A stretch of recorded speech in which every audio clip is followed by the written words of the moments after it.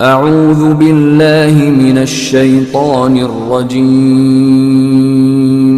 بسم اللہ الرحمن الرحیم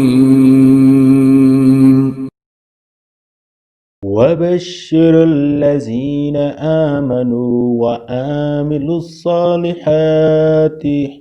أن لهم جنات تجري من تحتها الأنهار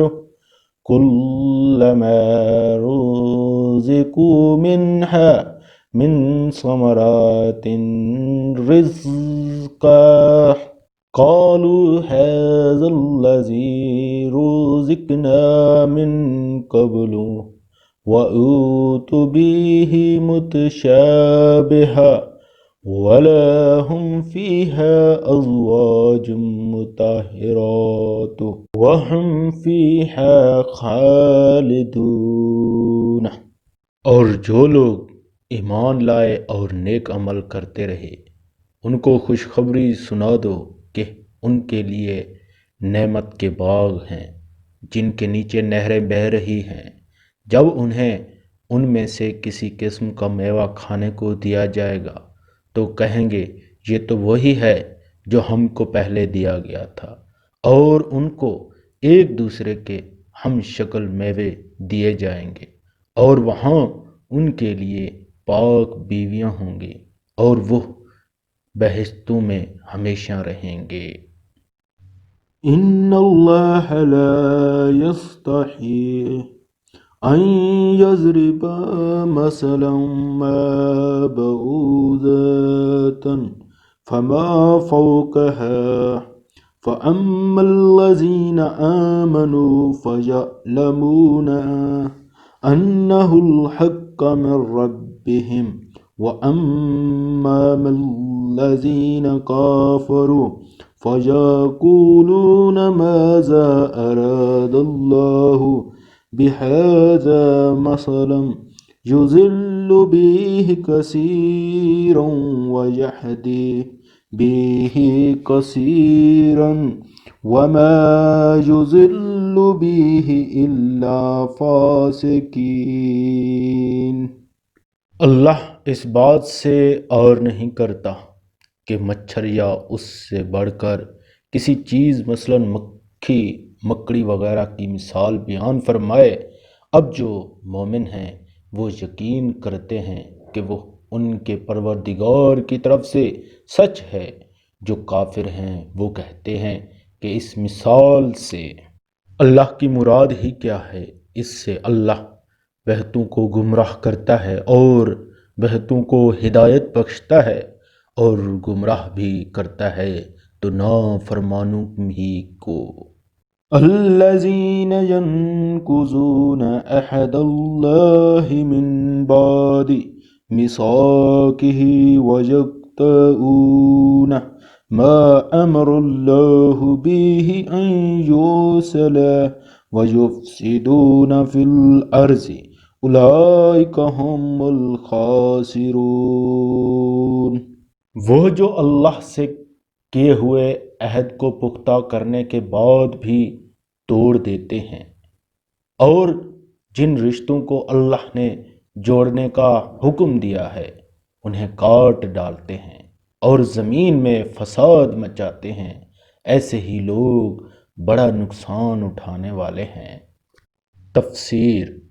عہد سے مراد اکثر مفسرین نے وہ عہد الست لیا ہے جس کا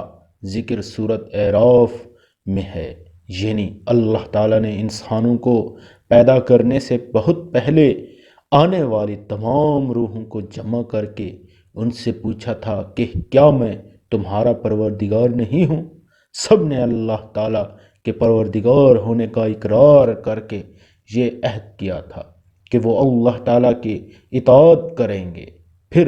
اس آیت میں عہد کو پختہ کرنے سے مراد بظاہر یہ ہے کہ ہر دور میں اللہ تعالیٰ کے رسول آتے رہے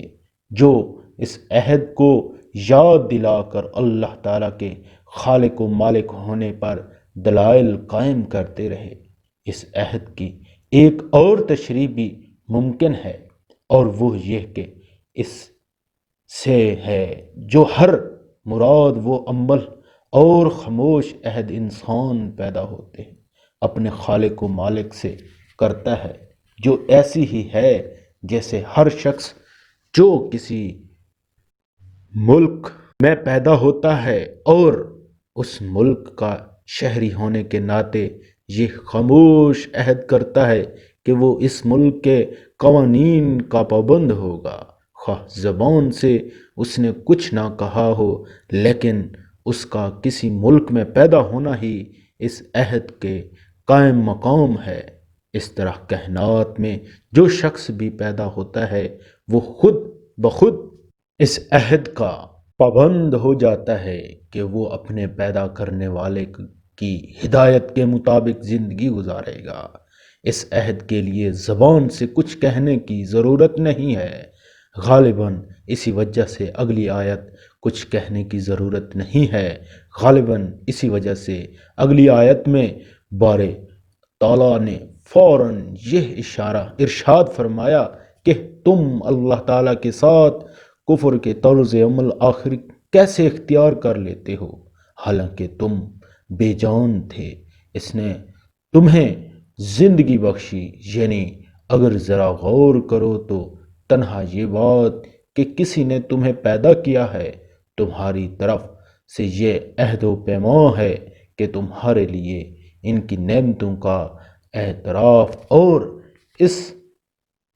اس کے بتائے ہوئے طریقے پر چلنا لازمی ہوگا، ورنہ یہ کون سی عقل ہے اور کون سا انصاف ہے کہ پیدا تو اللہ تعالیٰ کرے اور فرما برداری اس کے بجائے کسی اور کی جائے۔ پھر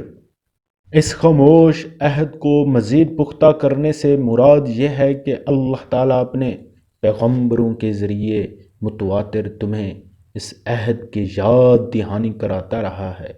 اور ان پیغمبروں نے وہ مضبوط دلائل تمہارے سامنے پیش کیے ہیں جن سے یہ عہد مزید پختہ ہو گیا کہ انسان کو ہر معاملے میں اللہ تعالیٰ کی اطاعت کرنی ہے۔ اس سے مراد رشتہ داروں کی وہ حقوق پامال کرنا ہے جنہیں صلہ رحمی کہا جاتا ہے۔ یہاں اللہ تعالیٰ نے ان کافروں کو 3 صفات بیان کی ہیں، ایک یہ کہ وہ اللہ سے کیا ہوا وہ عہد توڑتے ہیں، دوسرا یہ کہ وہ رشتہ داروں کے حقوق پامال کرتے ہیں، اور تیسرے یہ کہ زمین میں فساد مچاتے ہیں۔ ان میں سے پہلی چیز اللہ تعالیٰ کے حقوق سے متعلق ہے، یعنی وہ اللہ تعالیٰ کے بارے میں وہ عقیدہ رکھتے ہیں جو رکھنا چاہیے، اور نہ اس کی وہ عبادت کرتے ہیں جو ان پر فرض ہے۔ دوسرے اور تیسری چیز کا تعلق حقوق العباد سے ہے۔ اللہ تعالیٰ نے مختلف رشتوں کے جو حقوق مقرر فرمائے ہیں ان کے ٹھیک ٹھیک ادائیگی سے ہی ایک پاکیزہ معاشرہ وجود میں آتا ہے۔ اگر ان رشتوں کو کاٹ کر باپ بیٹے، بھائی بھائی، شوہر اور بیوی ایک دوسرے کے حقوق پامال کرنا شروع کر دیں تو وہ خاندانی نظام تباہ ہو جاتا ہے جس پر ایک صحت مند تمدن کی بنیاد قائم ہوتی ہے۔ لہٰذا اس کا لازمی نتیجہ زمین میں فساد کی صورت میں نکلتا ہے۔ اسی لیے قرآن کریم نے رشتوں کو کاٹنے اور زمین میں فساد مچانے کو سورۃ محمد میں بھی ایک ساتھ ملا کر ذکر فرمایا ہے۔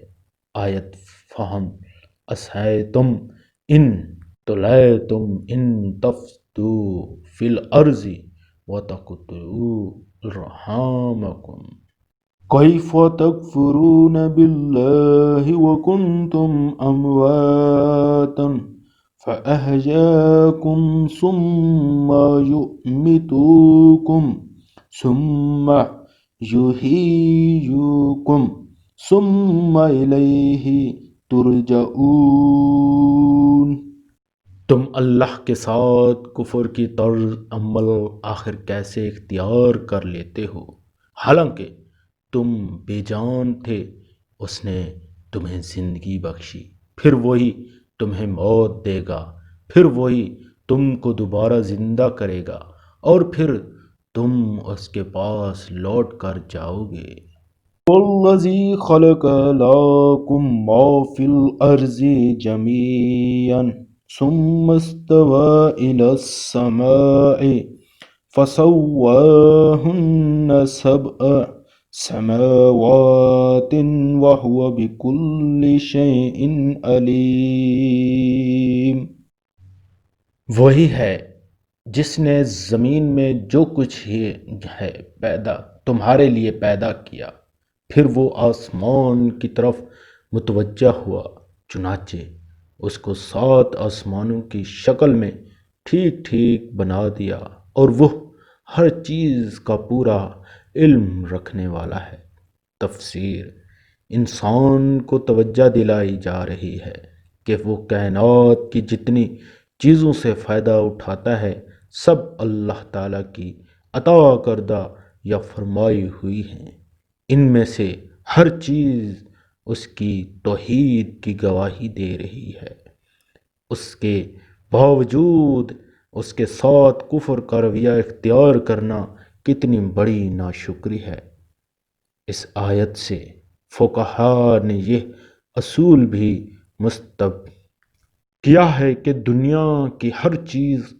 اصل میں حلال ہے، اور جب تک کسی چیز کی حرمت پر کوئی دلیل نہ ہو اس وقت تک اس کو حلال ہی سمجھا جائے گا۔